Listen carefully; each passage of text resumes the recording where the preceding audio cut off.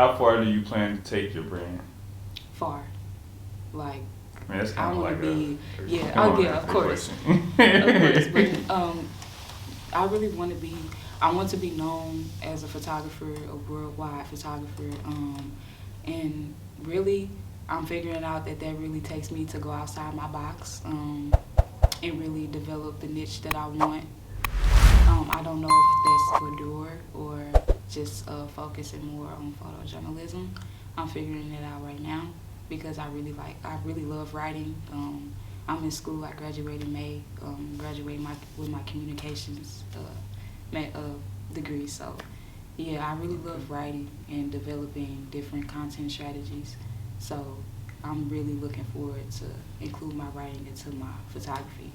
So I'm learning that that's really just more photojournalistic. So I think I'm moving away from the boudoir and stuff. I was really caught up, I'm not gonna lie, in like what a lot of other photographers are doing, and I think that's what a lot of beginners do because they're looking and they're seeking to see how to succeed.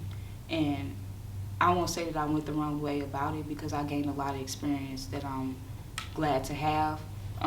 It just really made me figure out what I wanted to do, and I don't think that is that. So yeah. You still doing the journalistic photography? Like you still writing stories? Basically, I stopped doing that after high school.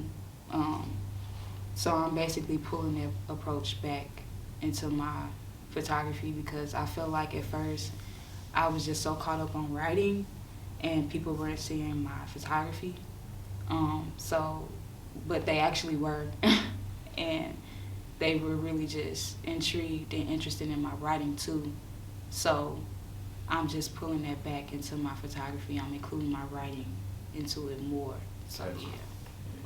That's something I'm working on myself, my writing skills, journalistics, as far as developing stories versus just making a caption, a cool caption.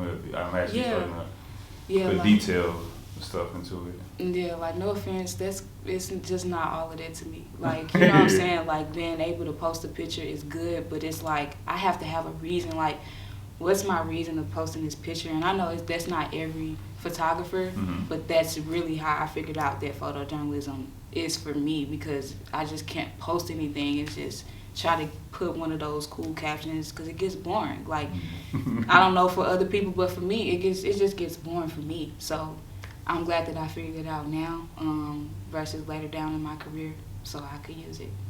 Yeah, I'm learning still. And sometimes I might be in a rush, I just throw it out and just make a little, but overall I want to get to the point to where I can just flow with it. I never was good with writing in school. Even though I could say I was, though. I used to write stories and stuff as a kid, but kind of lost it, I guess, to say that. I feel like that. I feel like I was a terrible writer. And this is somebody that majored in journalism telling you this. Like, I hated writing, but I figured out that it was really me not willing to pour myself out into a piece of paper.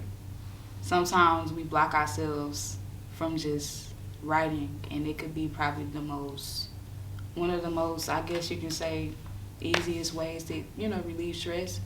So I say try it again and just don't think writing is too hard. Don't think of no grammatical rules or errors and just try to write. Just do it. Yeah, write. I'm doing it. Once I started doing that, then I started applying the grammar rules and stuff later down the line. That became easier.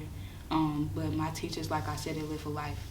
They really pointed that out for me, how intriguing my writing was, I guess, and how it caught people's eyes. So, yeah.